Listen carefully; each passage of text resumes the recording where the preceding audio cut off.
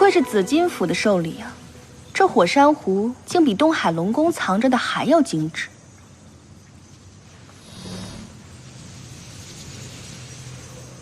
景阳待他这个恩人不薄啊，区区一个下界散仙，不出万年便成为天宫的一府上君，瞭望山上的座上客。可那紫渊也欺人太甚了，当年背后偷袭重伤于你，而今又纵容门下仙童随意出入青池宫。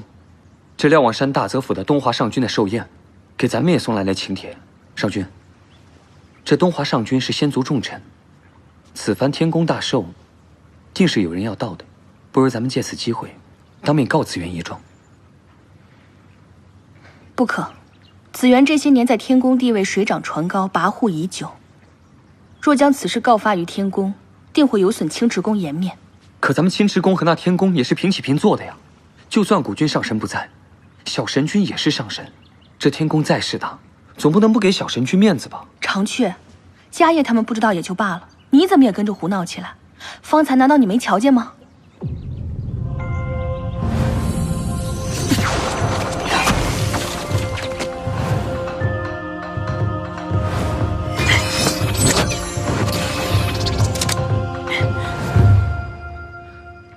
可你说他仙力进步，原来是假的。长雀，你知道这1个月我瞧见了什么吗？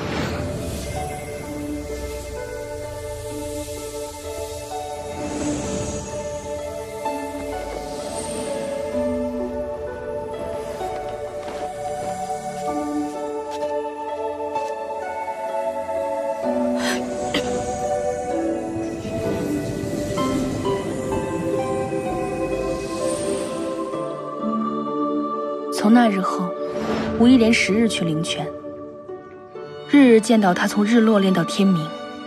长雀，你我相伴他数万年，可却从未真正读懂过他。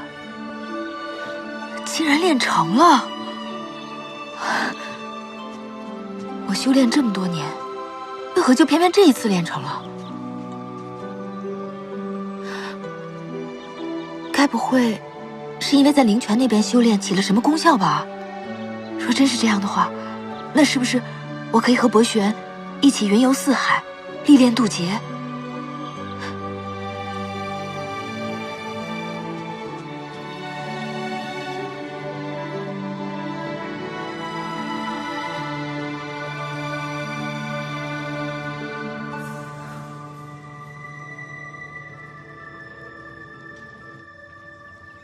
后持他生来灵脉尽闭，神君花了4万年方助他破壳。他体弱多病，灵脉不稳，被生母所不喜，3界禁制。可后持为了青池宫的颜面，这2万年极少出宫。这样的他，瞧着着实让人心疼。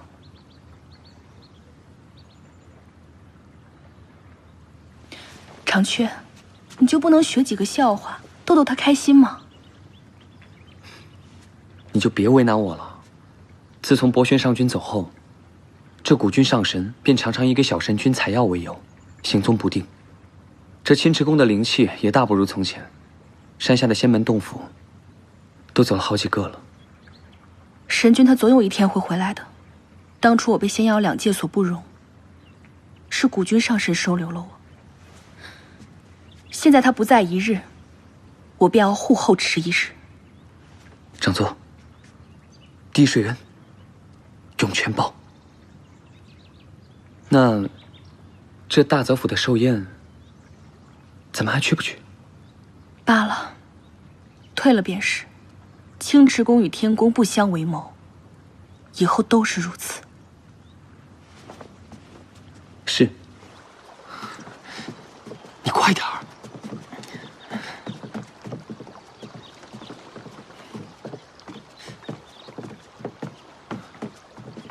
你确定紫元仙君的火珊瑚掉落此处？确定，跟你说了多少遍了？若不是你贪离这青池宫的灵泉，我们也不至于犯这般大错啊！嘘，你小声些，小心再把青池宫的人招来。你们是何人？为何在我青池宫的后山？啊，原来是个仙娥。本君乃紫金府紫元仙君座下弟子，途经祁连山，啊，口渴，进来饮几口清泉。说得到吗，安然？此处有我青池宫的结界，你们是如何闯进来的？小心我告诉本宫的长座凤冉上君。什么结界啊？人人皆知青池宫乃天界一等荒凉之地，平日里就算严请本君也懒得过来。你说会不会是他拿走了火山湖啊？是不是你偷走了紫元仙君的火山湖？什么火山湖？看来不让你吃点苦头，你是不肯说了。博轩，皓齿，你没事吧？没事。紫金府的人，好大的胆子，敢擅闯我们青池宫！是那只凤凰，快走！想走？凤然，你别去，多一事不如少一事。而且他们也没伤着我。你没事就好。哎呀，怎么办？怎么办呀？招惹了凤冉不说，上君的火山湖还给弄丢了。青池宫虽说衰败，但毕竟也是古君上神的宫邸啊。那凤冉要是追查起来，你我都得吃不了兜着走。都跟你说了小声些，你还嚷嚷。刚才定是你大吵大嚷，才招来了青池宫的人。你就先别骂我了，你平时鬼点子那么多，你倒是想个办法呀。那凤冉与大殿下有仇，青池宫又极少与天宫来往，古君上神又出自冤灵沼泽。你干嘛？啊！哥哥！啊！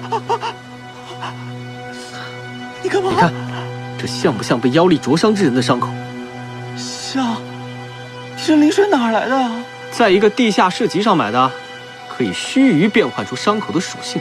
仙妖征战这么多年，总有一些胆小的逃兵需要这些东西。这要是被上君知道，那你本来是买着玩的，谁知道在这儿派上用场。伸脖子也是一刀，缩脖子也是一刀，咱们碰碰运气吧。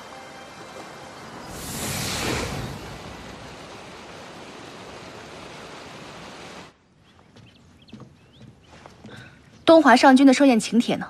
在小仙这儿。上君可是改变主意了？紫元如我也就罢了，他坐下这人竟敢伤后池，这都欺负上门了，让我如何能忍？东华寿宴上，我必定让他好看。可那紫金府一向和天宫交好，若是天宫偏心相帮于紫金府的话，管不了那么多了。常去准备好东华大泽府的寿礼。是。上君，那大泽府的请帖上严请的是神君，若是您持着他的名帖前去，岂不是正好落了紫园内司的画饼？青池宫又不是只有一位神君，本君去不了，自然有人能去。上君是想让小殿下？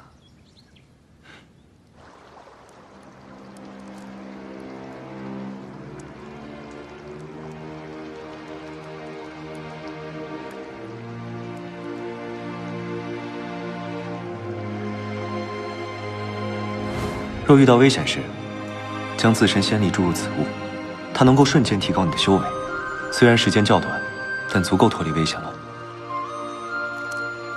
少用为好，有损神识。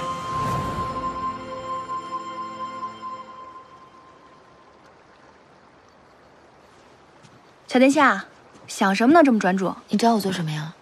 再过几日呢，就是东华的7万岁大寿了。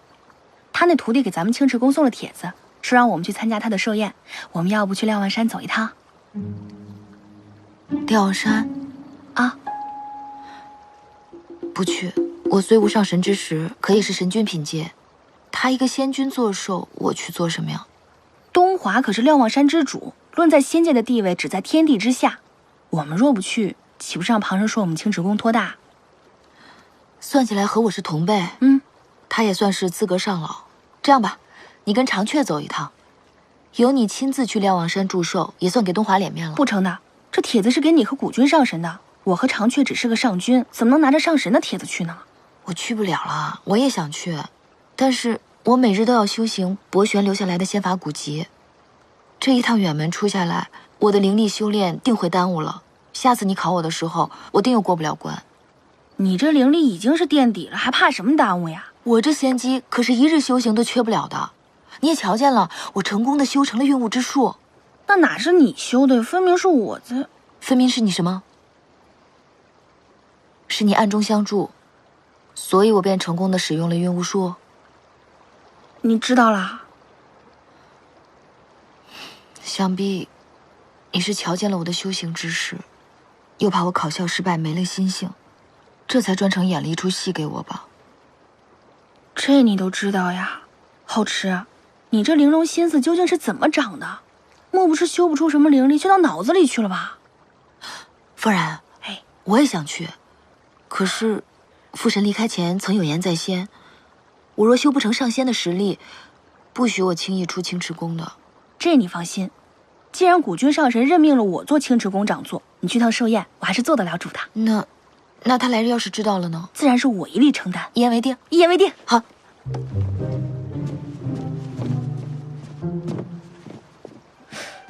不是，后池这神色，倒像是后山的狐狸。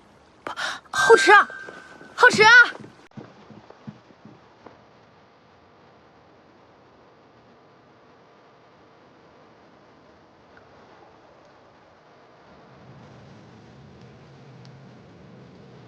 博轩，你都走了10000年了，你怎么还没回来啊？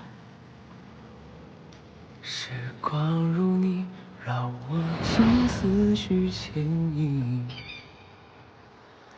温热掌心握紧。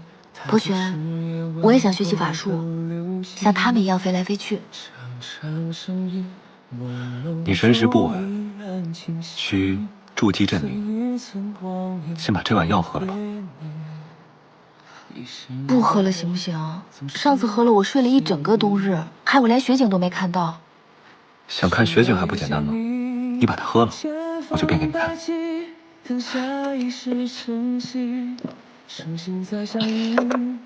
变吧。哎，此处的风景我早就看腻了，听说瞭望山的风景特别漂亮，咱们去瞭望山吧。可是有你保护我不会有问题的。走。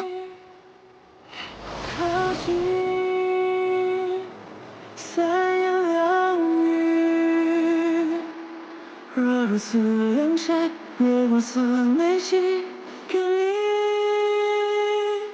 随心。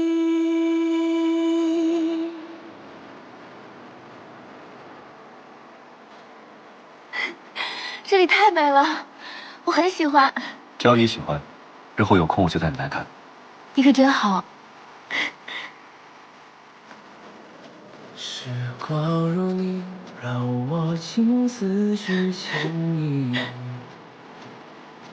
温热掌心握紧。博轩，你给我讲个故事吧。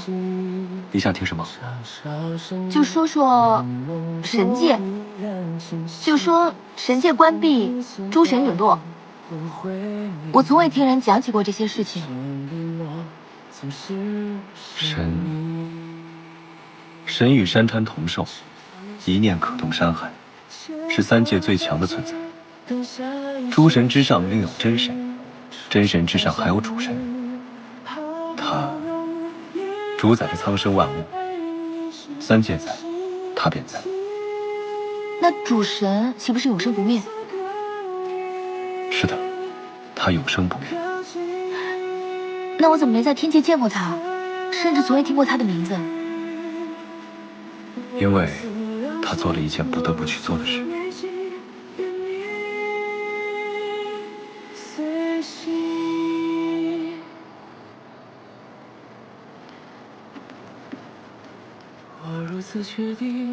博轩，你的面具就好像长到你脸上似的，我很好奇，你到底长什么样？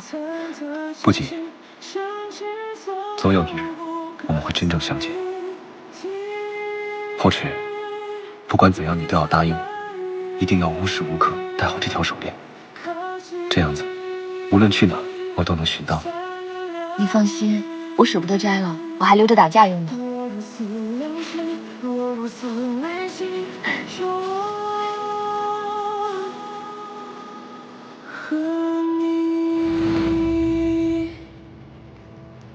你到底在哪儿？你要去哪儿？为什么不辞而别？我将要去渡神劫，不用担心，万年后我便会回来。那会很危险吗？待我回来，莫说是青池宫了，天底下何处我都陪你去。后池，这一生，你只管逍遥玩乐，养好身体。我不在时，不要伤着自己。可是，1万年太久了，我能陪你一块儿去吗？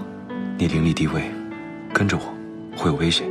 都怪我从小身子弱，不能替父神分担，还变成了你的累赘。我选择不告而别，就是不想见到你难受。我以后一定会好好聚灵力，学法术。如果你愿意，无事时可以修炼一下我留给你的那些古籍仙术，这样就可以陪我去云游四海。1万年，你我约定，1万年后我便会回来。无论你到时候在哪儿，我都会找到你。我一定好好聚灵力，学法术。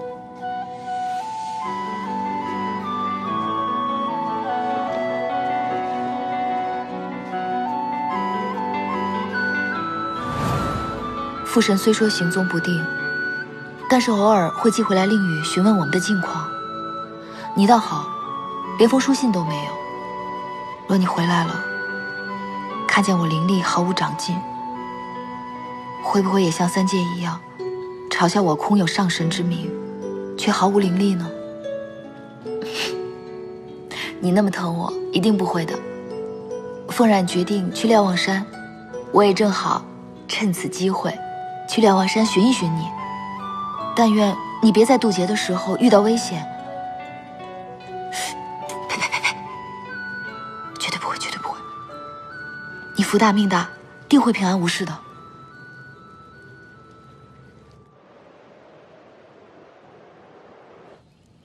你们说青池宫中有人用妖力伤了你们，还抢了我给东华上君准备的礼物。青池宫已闭关万载，无缘无故的，他为什么要伤你们？哦，上君，我与吴望途经祁连山，碰巧撞见了青池宫中的仙娥，他知道我们是您的弟子，便破口大骂您阴险卑鄙。弟子气不过，便辩驳了几句，他便骤然发难，不仅抢了宝物，还差点要了弟子的性命。当真？弟子不敢妄言。您看，这就是那青池宫的仙娥上的。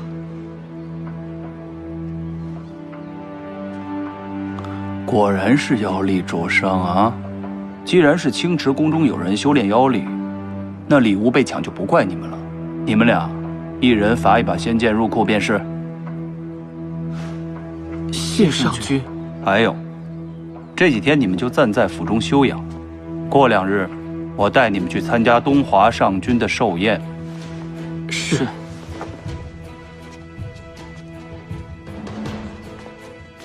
好啊，凤然，当年的事情我还没找你算账呢。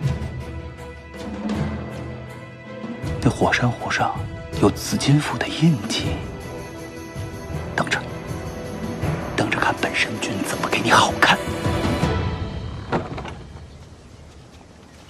哎，吴轩，虽说今天上君没有细问，但我这心里还是不踏实。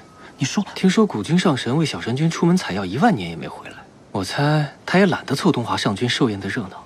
可是青池宫不是还有一位上神吗？若他替那位仙娥出头，那小神君的灵力连最低等的地仙都不如，只不过是个空名头罢了。同是天后之女，景昭公主一出生，便受3界敬仰。可我听说，那小神君天生灵力不通，也是怪可怜的。少说2句吧。景昭公主最讨厌别人将她和青池宫那个小神君相比，若是让她知道了，哼，整个紫金府都要受罚的。青莲，听说天帝陛下请了青池宫的那位小神君上天宫向天后祝寿呢。真的？玄天殿的侍卫说的，哪还有假？都说这景昭公主是3界之中第1大美人，你也不知道那位小神君长什么样。你说他们俩谁好看？都说小神君生得青面獠牙，身高3丈，可他极少出青池宫，想必也是民间谣传罢了。他和景昭公主同为一母所生，想必也生得极美。拜见公主。竟敢把本殿和那个空头上神相提并论，把他们拖下去鞭笞100。公主饶命！公主饶命！将来若让我再听到胡言乱语，我定贬他下界，再也不许位列天宫。是。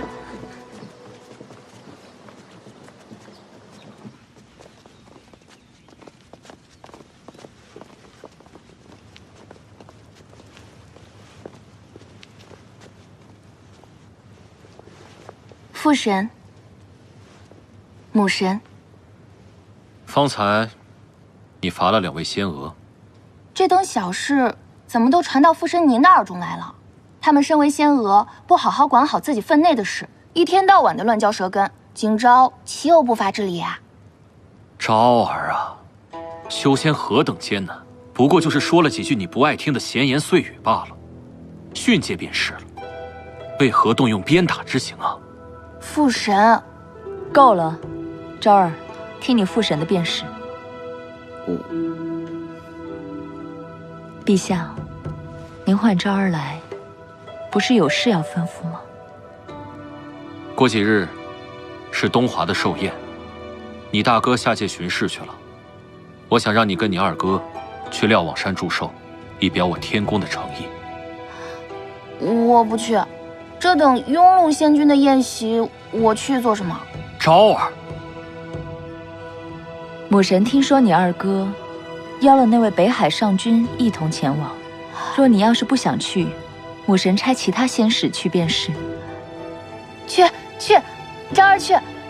那昭儿这就回去准备。昭儿，你儿退下了。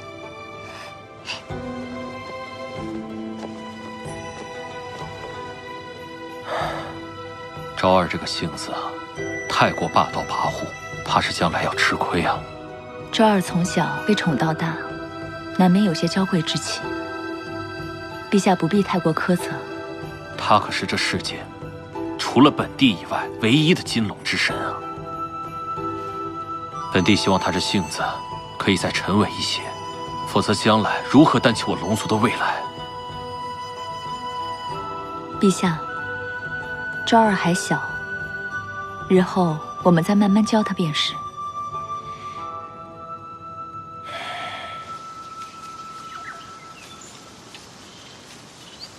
你老看着我做什么？这么多年了，你才出一趟宫门，今天如此安静，有点反常啊。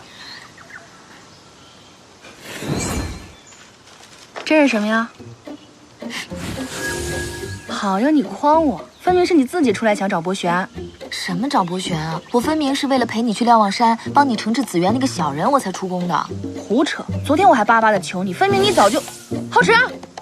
咱们瞭望山顶见。这家伙出门还不忘带神君给你的灵符，看能跑多远。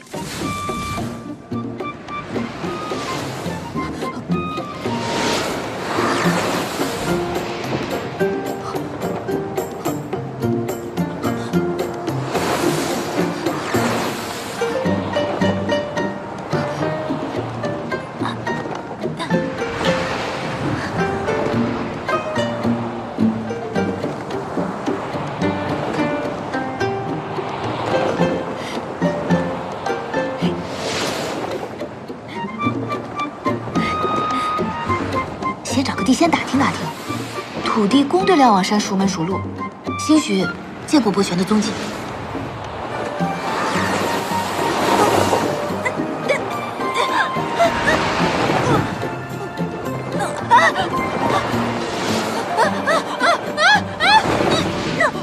玩够了，我就知道你飞不了太远。啊，够了够了，绝对够了。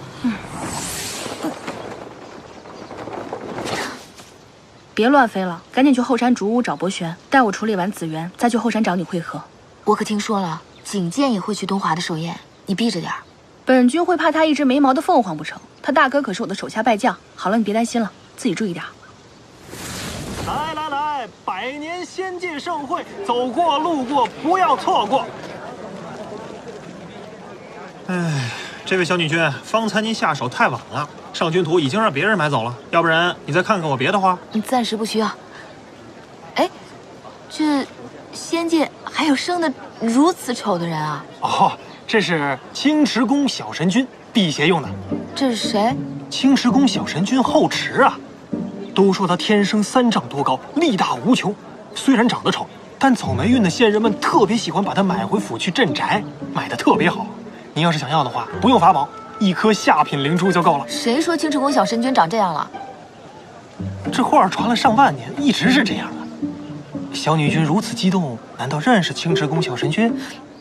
不是，你想想，古君上神封神俊老，他的女儿应该也差不到哪儿去啊。是，小神君若想要女仙图的话，小仙这儿也是有的。您看，这是景昭公主祈福图，3颗上品灵珠，您就可以带回府。什么公主祈福图，生得这样的丑，我看那青池宫的小神君都比她强，我才不要呢。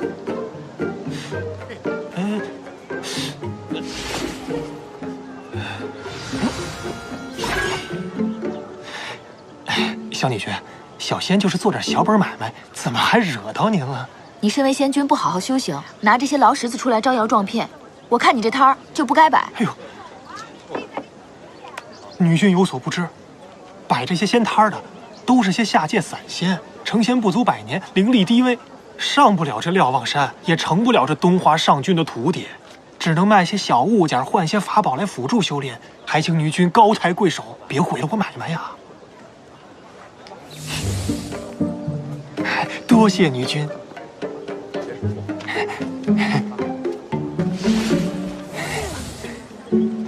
啊！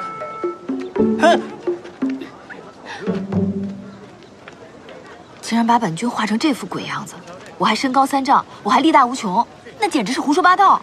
本君就值1颗下品灵珠，世人无知。这回东华上君寿宴，除了二皇子景建和公主景昭，谁还会来呢？谁啊？别卖关子呀！谁呀？景昭也会来？说呀！哎，说吧，谁还会来啊？说呀！北海上君青木。啊，青木！哎，不是这真的假的呀？我可听说这北海上君从不显示于人。哎，不过真有机会，倒挺想跟他比试比试的，看看他是否真有传闻中那么厉害啊！说大话！我北海上君青木是我先祖1000年来的第一高人，1000年敬畏上君巅峰，仅凭一剑，便荡平了北海众妖。天帝未见其人，便对其礼遇有加，并册封其为北海星耀上君。星耀！青木上君自册封后，不服者众多，纷纷跑到北海去与他比试。结果怎么样？结果怎么样？快说呀！个个都成了青木上君剑下挨揍的一条狗。胡扯！连父神当年在冤灵沼泽都费了万年才敬畏上君，哪有人1000年便能敬畏上君巅峰的？听说这位上君跟天界的几位殿下交好，尤其是很得景昭公主的青睐。我看呐，是啊，青木上君怕是要做天宫的乘龙快婿喽。我看真是没辙啊！是啊，能被景昭看上的人，定是个绣花枕头。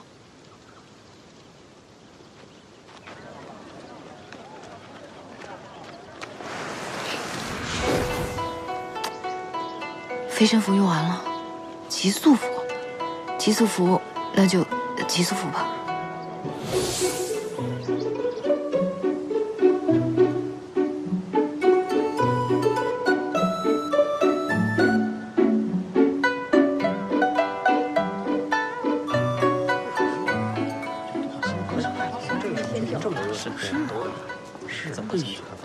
贤善仙君，上君寿宴，真是众仙云集啊！啊，恰逢师尊7万年寿诞，才特意操办一二的，自愿上君见笑。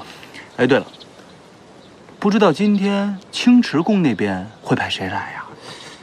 师尊寿辰，往年皆会送请帖入青池宫，不过古君上神云游在外，凤苒上君又久不出宫，想必今日也只会同往常一般遣人来贺。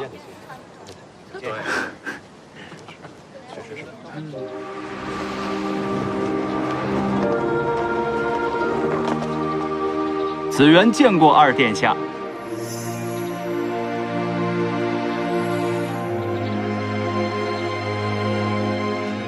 这位上君，莫非是北海上君？贤善见过二殿下，北海上君。贤善上君不必多礼。二殿下和上君请进。景昭公主方才也到了，正在后花园里赏花。上君如今在何处啊？师尊正在后殿休憩。我去见一见东华上君。景昭在花园，你们也好些年没见了，他总念叨你，你替我去陪陪他。庭倩，你随我来一下。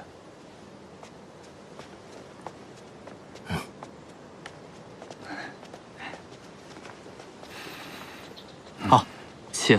啊，请。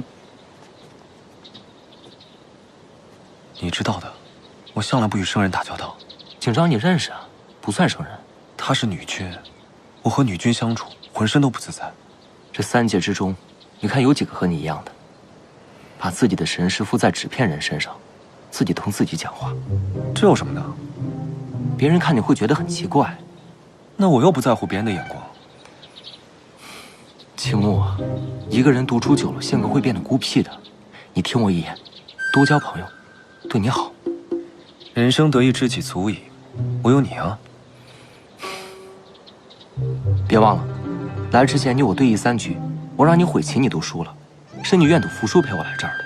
下次跟你比仙剑，我不信我还会输。好了，别啰嗦了，快去吧。哎，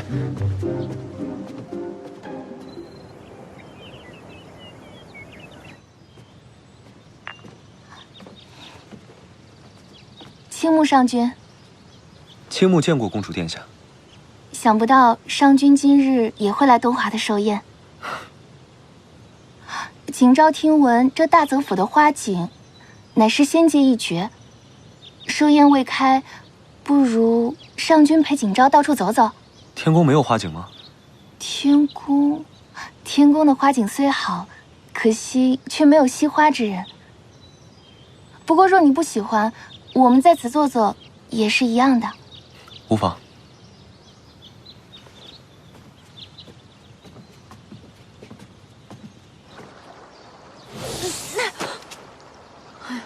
连这符咒也欺负我。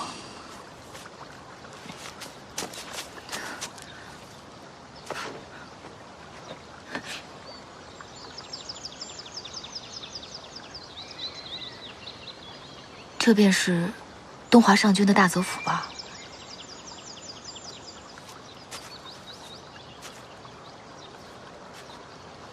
这园子这么大，从哪儿能出去啊？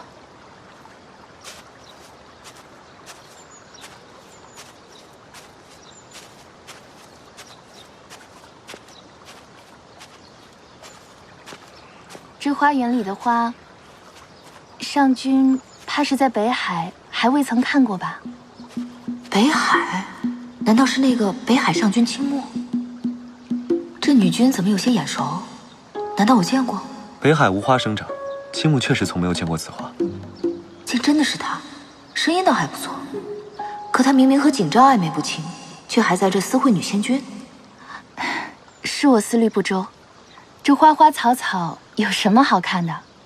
青木上君经常游历3界，看过的美景肯定更多，想必不会在意这些凡俗之物。倘若有机会，我也想随上君多去3界，看看那山河之景。景昭如果知道自己被挖了墙角，我独来独往惯了，带着你，怕是不方便。这青木上君怎么一副不解风情的样子啊？算了，关我何事？我还是快去找博玄好了。我母神9万岁的寿辰快要到了，她也想见见上君，不知上君是否有时间可以前往天宫参加寿宴呢？他便是景昭。寿宴上宾客众多，少青木一人不少。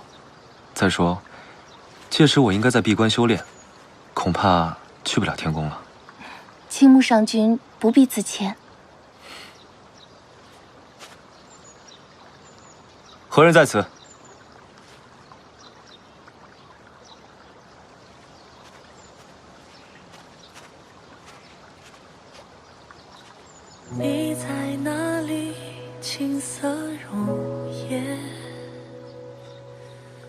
你是谁？抱歉，走岔路了。站住！不过是一个偷听的小仙，上君何必在意啊？这小子也不简单。你先去，我随后就到。青木。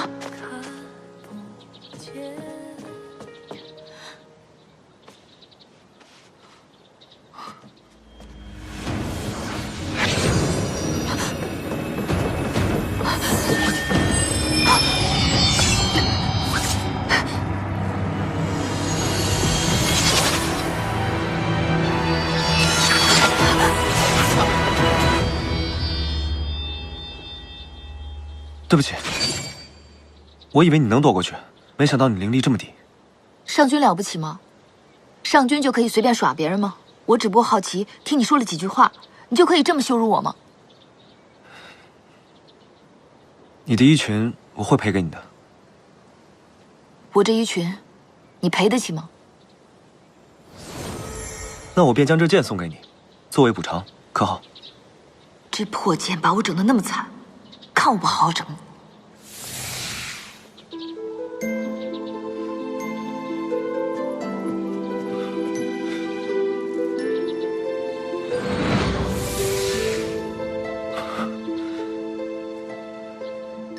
罢了，有我的仙剑跟着，总能找到他。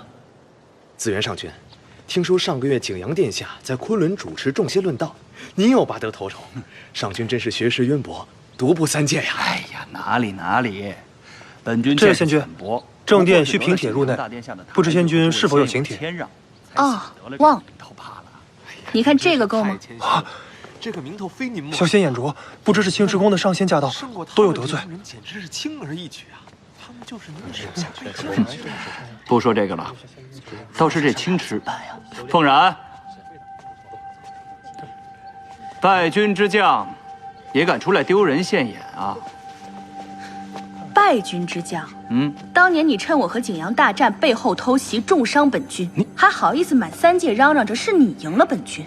大胆！你当年因为一个妖人，竟敢刺杀大殿下，要不是两位陛下因为古君上神的份上饶了你一命，你早就死在天雷之下了。你不好好在家里替神君看门，跑出来干什么？上君寿宴，邀请青池宫。神君不在，本座身为青池宫掌座，自然要替神君前来祝寿。怎么，主人家没有来轰本座，你一个天宫上仙还管到大泽府山头上来了？凤然，好了。启禀殿下，前几日紫元查到，在我们仙族之中，竟然出现了勾结妖族的人。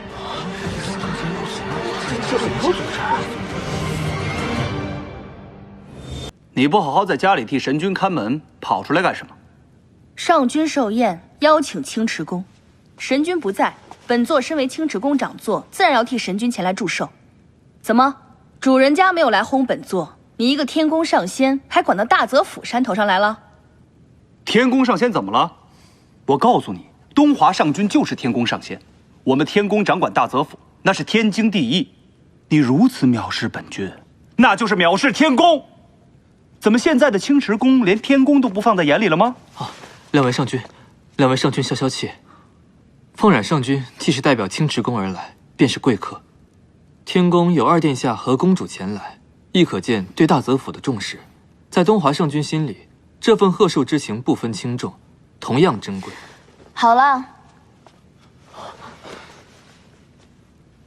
紫元上君，区区一杯酒水，不看僧面也是要看佛面的。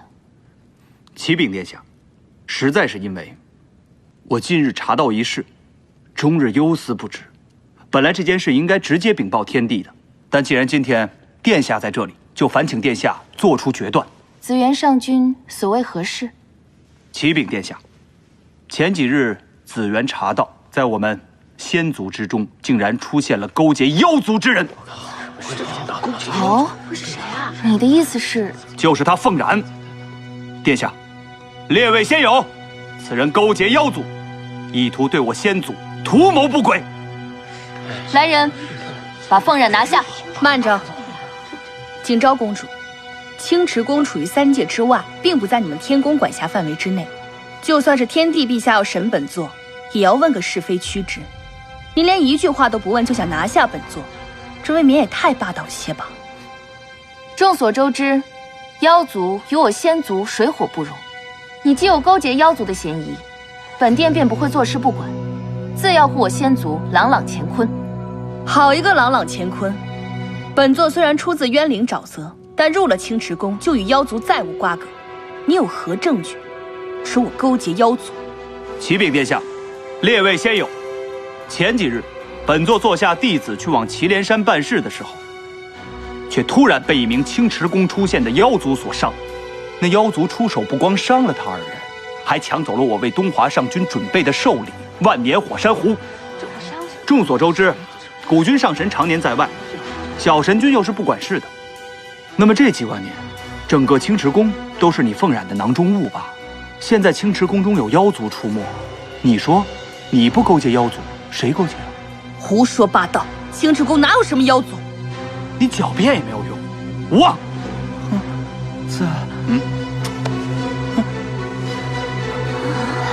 这便是妖力所伤。难不成真的是真的？就凭这道伤疤，如何证明是妖力所伤？就算是妖力所伤，你又如何证明是我们青池宫所为？那你又如何自证清白，说本君污蔑你呢？明明子虚乌有，这厮却言之凿凿，莫非他想借题发挥？凤冉，青池宫既是独立于3界之外，便不该插手仙妖之事。想我父神这些年来对青池宫已是十分礼遇，你更不该趁着古君上神云游在外，暗自勾结妖族，行对我仙族不轨之事。礼遇？青池宫与天宫并立，何时用得着你们天宫礼遇？景昭，你是想看在古君上神不再欺压青池宫，这姿态未免也太难看了。放肆！你要耍你的公主威风，回你的天宫去。行，凤冉，你不认识吧？我知道你不会认，没关系。但我实话告诉你，我在那万年火山湖上，我下了印记。究竟是不是你青池宫的人伤人夺宝，一试便知。如何，凤冉？你现在还有何话说？巧了，我来此地也是找你算账的。你做下小徒擅闯青池宫，偷盗灵泉，这火山湖便是证据。没有想到，被一帮宵小颠倒黑白。紫渊上君，给本殿拿下。是，殿下。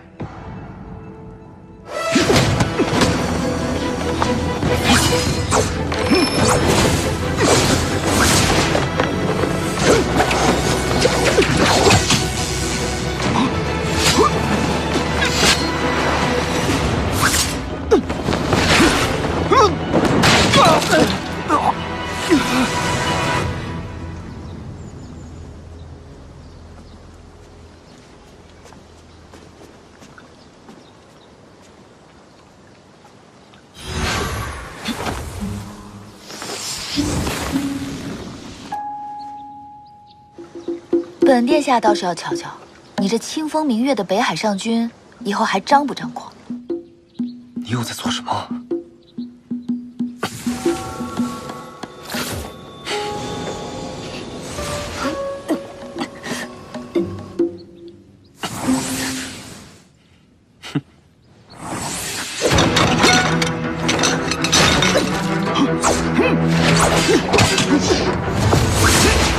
小气鬼，竟然把我绑在正殿了！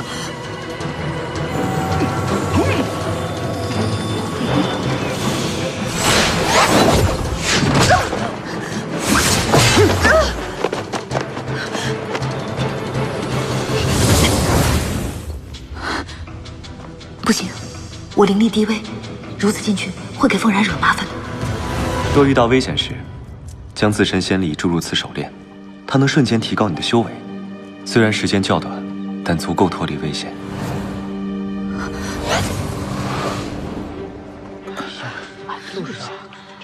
天后的凤羽扇，景昭，你无耻至极！对付你这种人，何须讲什么道理？当年你为了一介妖族，险些害死本殿的兄长，如今你又勾结妖族祸乱仙界，实在罪无可恕。紫渊上君，替本殿拿下此人。是殿下。公主殿下，凤冉上君毕竟是青池宫的长座，就算他勾结妖族，他也是要请示过青池宫的上神后再行惩罚呀。众所周知，古君上神云游已达万载，试涉妖族，理应由我天宫来处置。殿下，可青池宫还有一位小上神呢。贤善，你说的不会是青池宫那个废物典籍吧？我听说他连地仙之力都没有。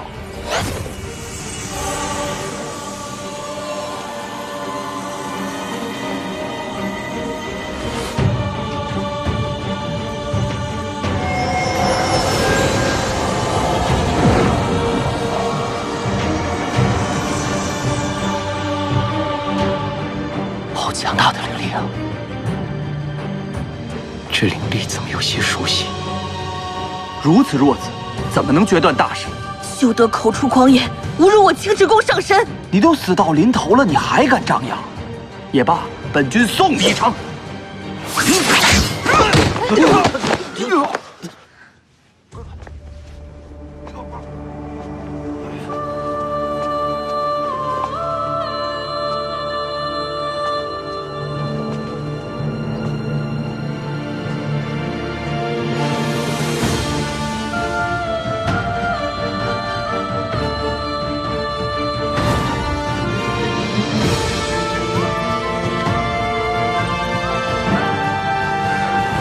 怎么变了一个人？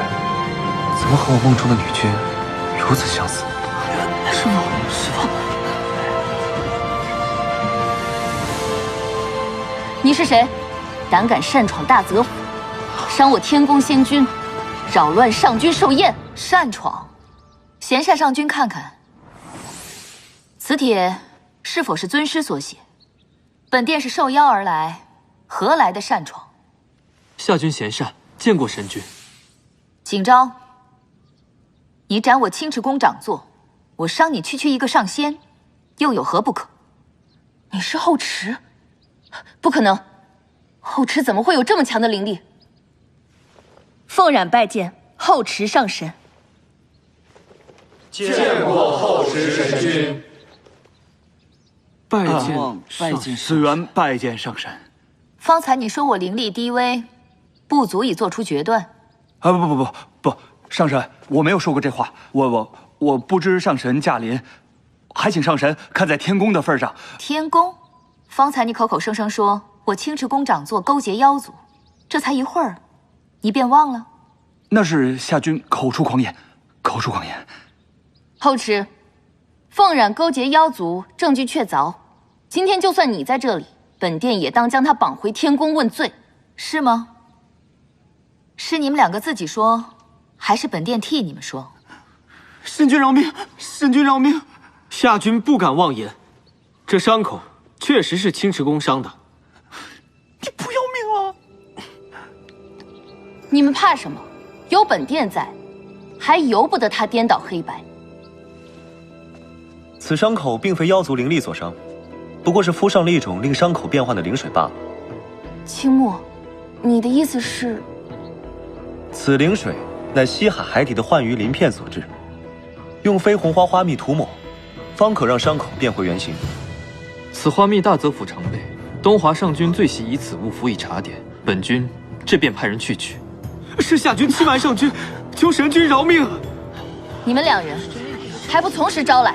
这伤口究竟是怎么回事？是我们自己。这两位小徒偷入青池宫盗取灵泉，被神君发现。神君看他们年幼，未曾责罚，他们倒好，偷饮灵泉也就罢了，现在还当着众神反咬一口，说我们青池宫勾结妖族。看来是二人丢了火珊瑚，怕被责罚，所以编下谎言。你们敢骗我，我宰了你！别动不动就要打要杀的，物归原主。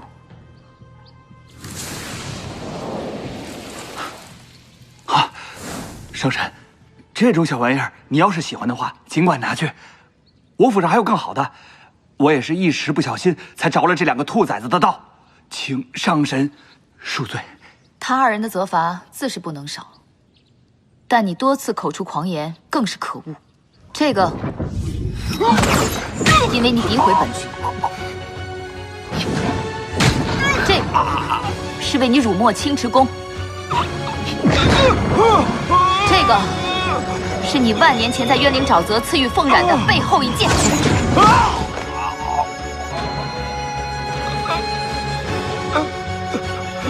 上人饶命！上人饶命！请求上神看在景阳大殿下的面子上，饶我一次。景阳，本殿倒是忘了，在天宫还有3位殿下为你做靠山。若是本殿要罚你，就是天地，又能奈我何？偷吃，你莫要欺人太甚！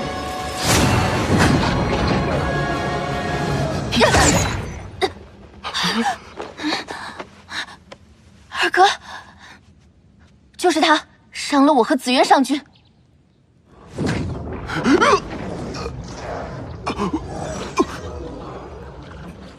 这位是二殿下，这位是青池宫的后池上神。原来是后池上神，不知景昭和紫渊做了何事，让您如此惩戒？二哥，二殿下真是来得不早不晚。刚刚景昭使唤紫渊污蔑我们青池宫勾结妖族，你不在。现在后池上神要教训这小人的时候，你倒来主持公道了。小神君言重了，您第一次来就遇到如此是非，是东华招待不周，让小神君受了委屈。景见殿下，以今日紫渊所为，不知九重天宫与青池宫的万年交好，是否还有必要在手？景昭莽撞，紫渊上君所为绝非天宫之意，还请上神不要误会。还请二殿下问一问天帝，按照仙界的律法，该如何处置紫渊上君？后池，你上神放心，景见定当将今日之事向父神禀明。我们走。等等，夏君有一件非常重要的事情要询问神君，不知神君可否移步后殿？不可。青木，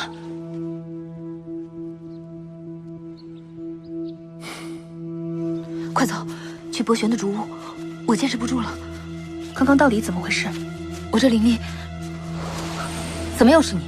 青木上君，你几番纠缠，到底想要做什么？凤染上君，在下并无恶意。青木上君，本君还未治你大不敬之罪，你倒自己跟上来了。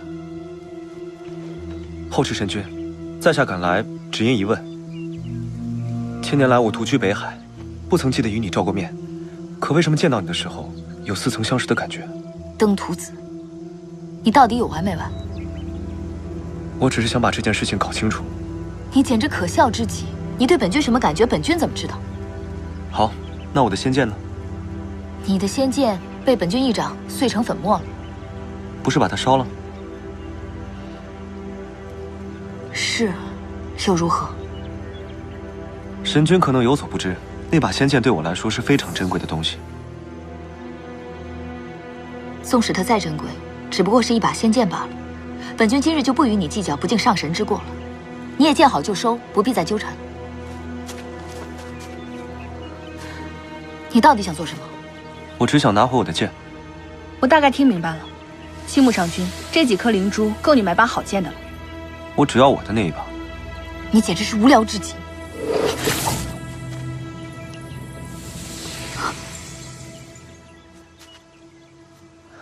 你的灵力。后池，你怎么了？夫人，快走。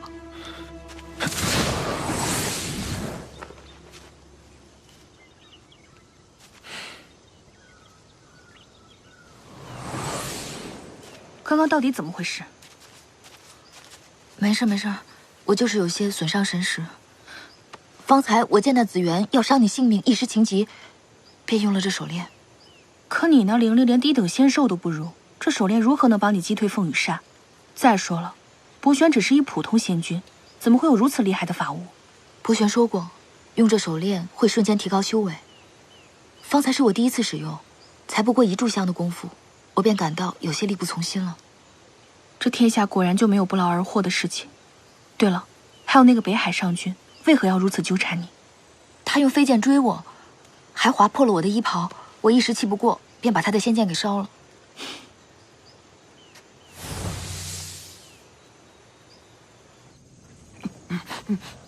紫渊仙君，你是我天宫的仙君，我父神都还没有罚你，你还跪着做什么？还不起来！微末伎俩。三妹，不要！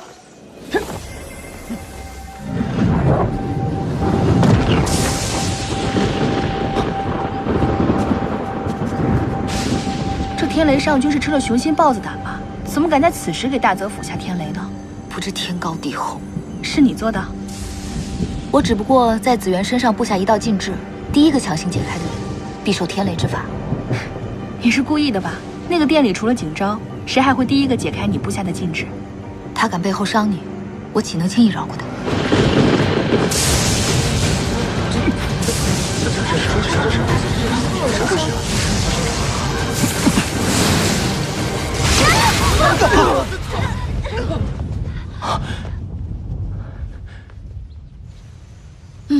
这个时候我发现上神的身份还是有些用处的。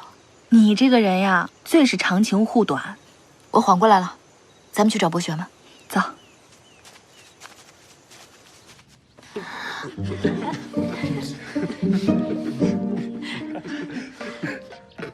二哥，三妹，你没事吧？小殿下好深厚的灵力，竟能以禁制引动天雷。是。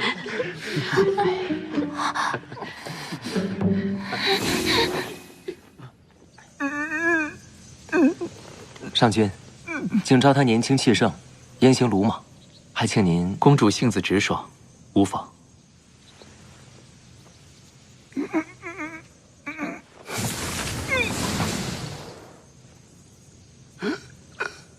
上君，请见灵力尚浅，还请您看一看。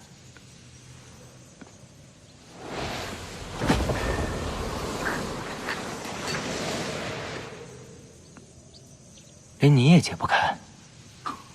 解刀是解得开，只是这后池上神留下的禁制灵力极强，以本君现在的修为，如果强行解开的话，恐怕只能保住紫园上君一半的灵力。您在仙界的灵力数一数二，若您都只能保住紫园上君一半的灵力，旁人恐怕也没有办法。请剑要带紫园上君回天宫向父神请罪，还请上君解开他身上的禁制。好。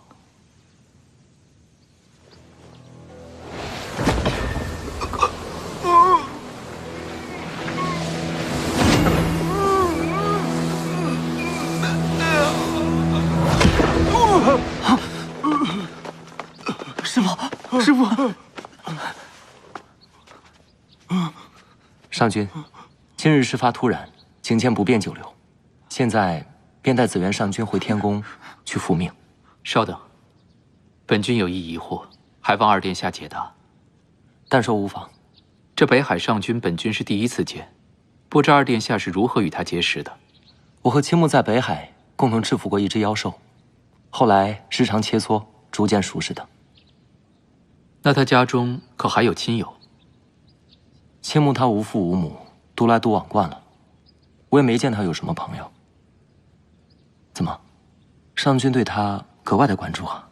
无他，本君只是觉得他年轻有为，多问几句罢了。二殿下还是赶紧回天宫吧，改日再驾临我瞭望山，本君定与二殿下举杯畅饮一番。那请剑先告辞了。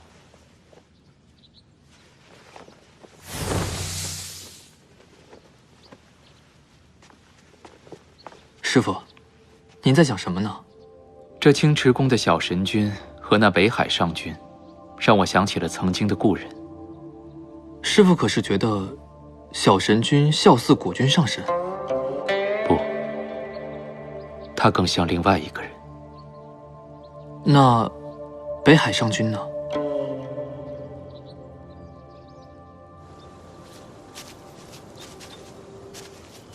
这后山极大，找了半天也没有找到竹屋啊！你和博玄不是经常来此处吗？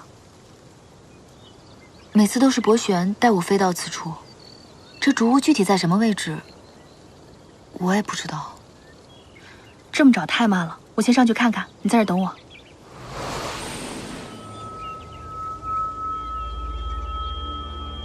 此处怎么会有剑鸣声？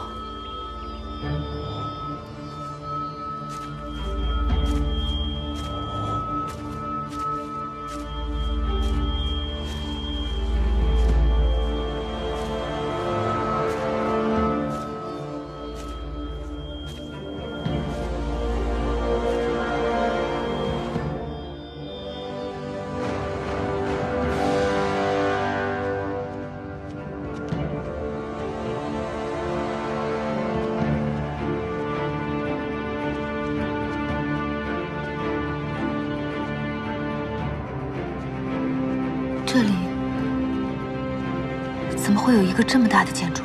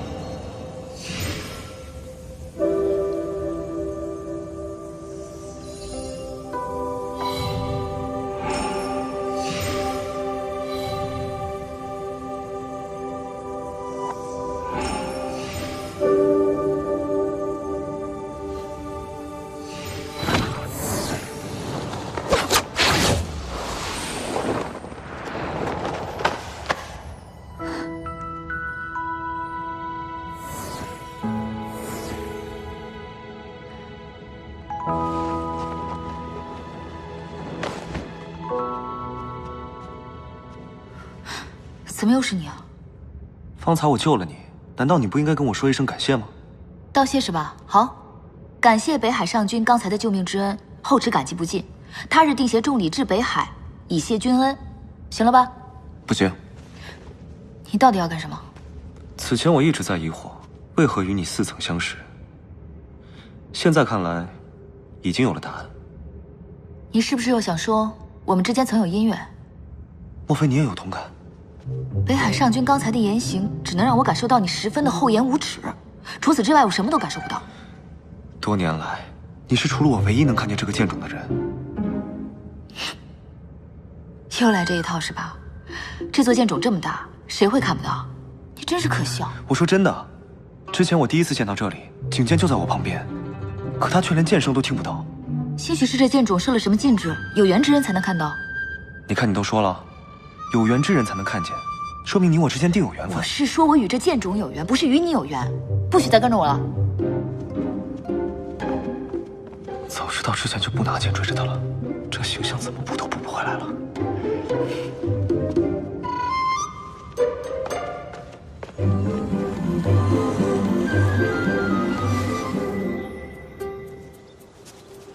你这一会儿又跑哪儿去了？别提了，这青木上君简直阴魂不散。我见他也没有那么讨厌，你干嘛如此不待见他？他可是景昭看上的人，凡是跟景昭有关系的，我都不想与其有任何瓜葛。对了，我找到竹屋了，走吧。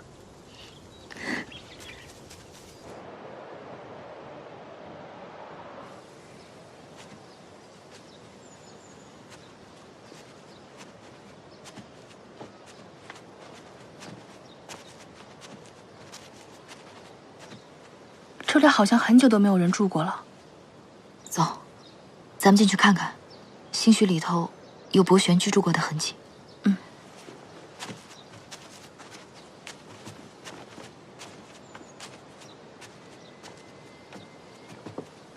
想不到瞭望山后还有这样一处地方。博玄是谁？他来这里是为了找这个人。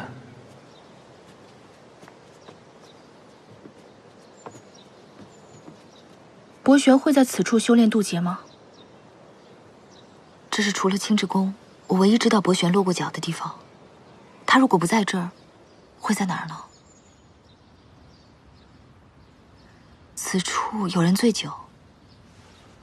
不管怎么说，这里确实有生活过的痕迹。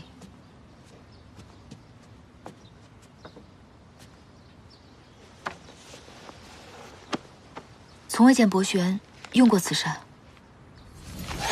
小心！你没事吧，后池？没事。紫月扇，你知道这个折扇？这是紫月妖君的法器。紫月妖君是何人？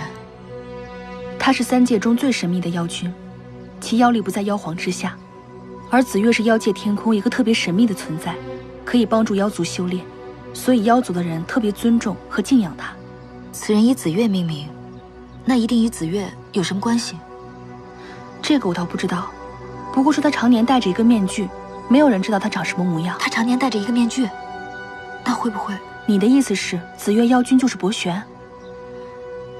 博玄在青池宫从未摘下过面具，可是博玄修炼的是仙力啊。不对，对不上，对不上。这两人有很多相似之处。紫月妖君也是来历成谜，博玄也是。凤然，除了此地，我不知道再有什么别的地方可以寻到博玄了。不如我们去妖族见一见紫月妖君。他在此地留下此扇，总归是个线索。我一定要找到博玄，我想知道他是否平安。好，我陪你去。走。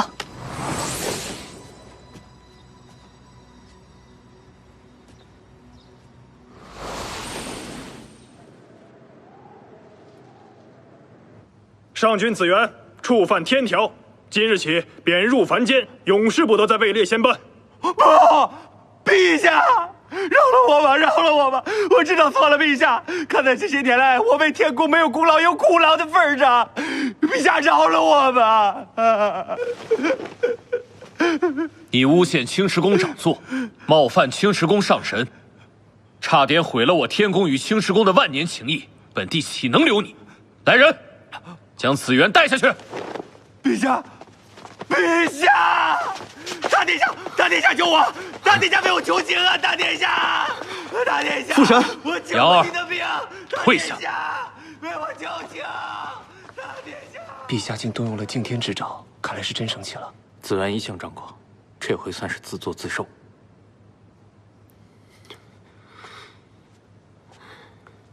哎呀，这可得真是。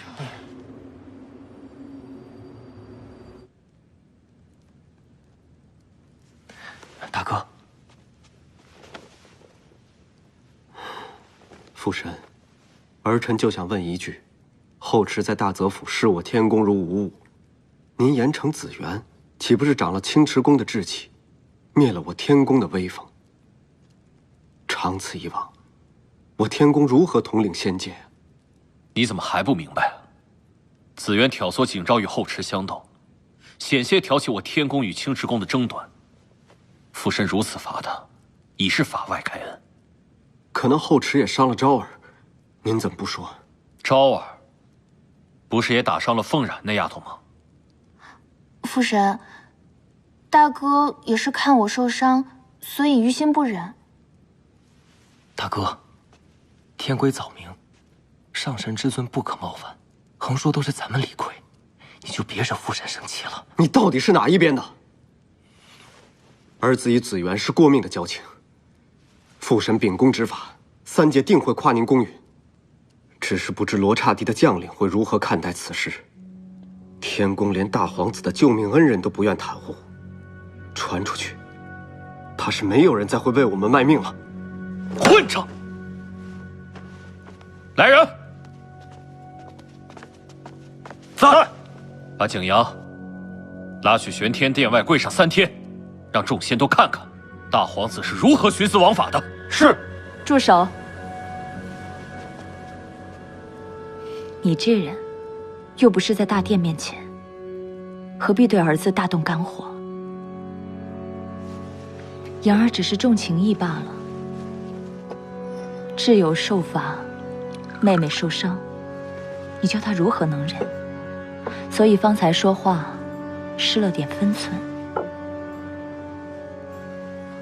待他明白过来，必定会知道，要以大局为重。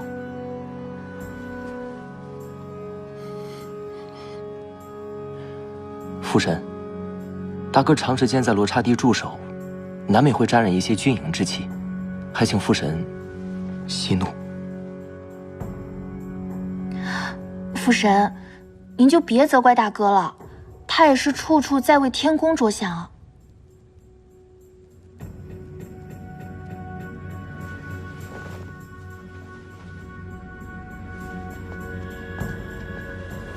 你可知错？大哥，他定是知错的。回你的殿去，没有诏令，不得出来。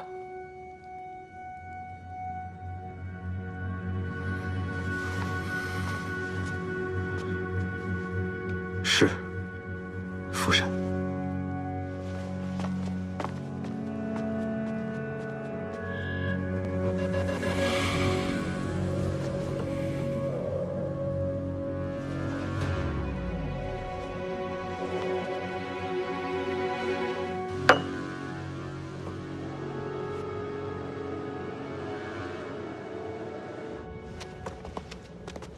这擎天柱是人间界化成后便出现在三界的神物，镇守于仙妖结界处，降世便能感知三界的灵力，为修炼之人排名。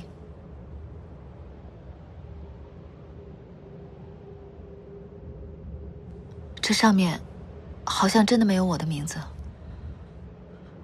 这东西不做准的，他传的神而已。你瞧那紫月妖君名冠妖界，这上面不也没有他的名字吗？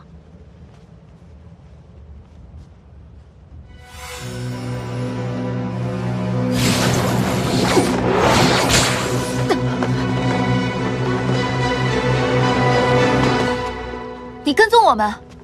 谈不上，只是恰巧路过此处。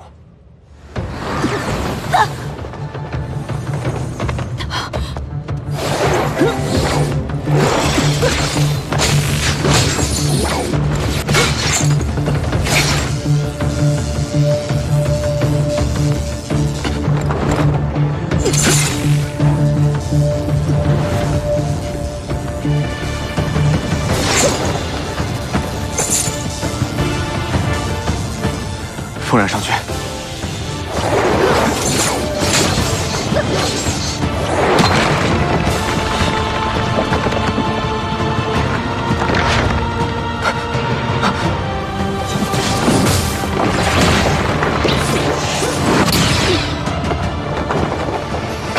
后池，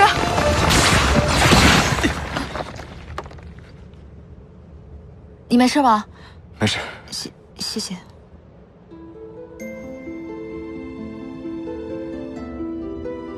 你的手链从哪儿来的？这就是我想询问你的事情。我们的手链应该是同一人所铸。你认不认识一个叫博玄的仙君？他就是你要找的那个人吗？他和你什么关系？我问你认不认识？不认识。你又耍我？我没有。你没事吧？青木上君，你要如何才能不跟着我们？风染上君，你要如何才能让我跟着你们？不可能，除非我不在。得罪了。糟了，没有同时进入结界的话，出来的时候会不在同一个位置。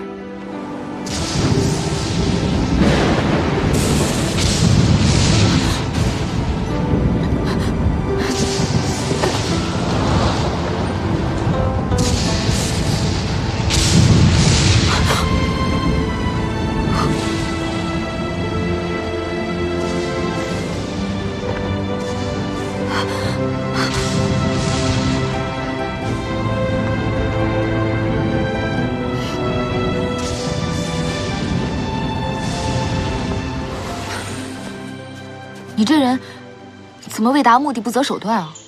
青木并非不择手段之人，我只是真的很想知道，送你手链之人，博玄。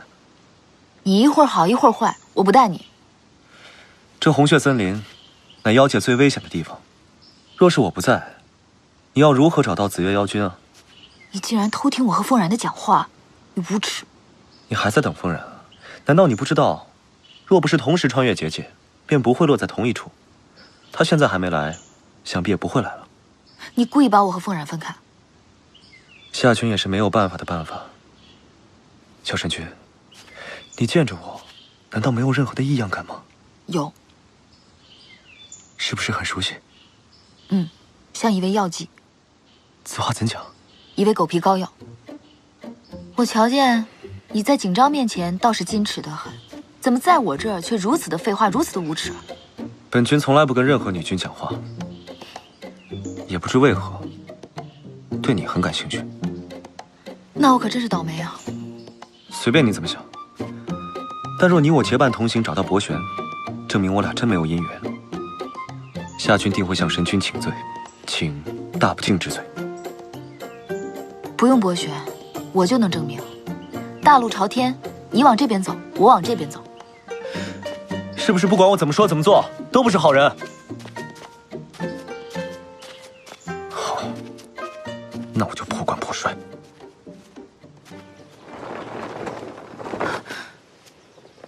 冤灵沼泽，怎么调回老家来了？不行，这里离紫月妖君所在的第3重天太远，我得尽快找到后池。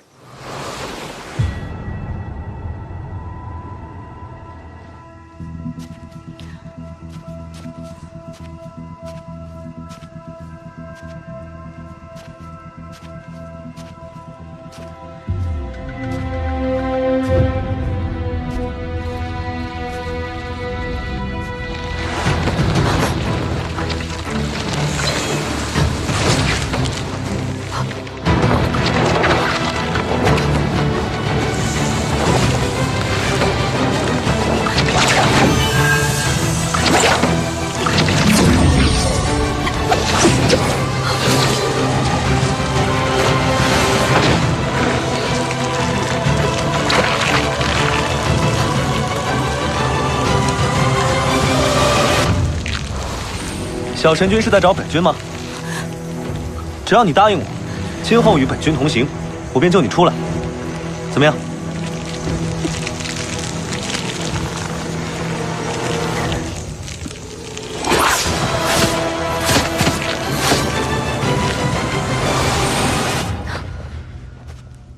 看来你这手链并非随时都能保护你。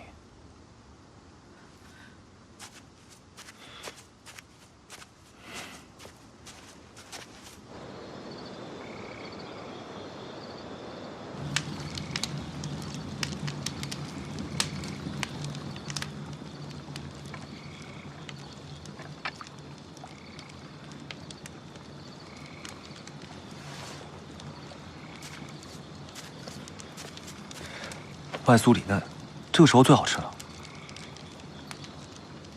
方才是我不对。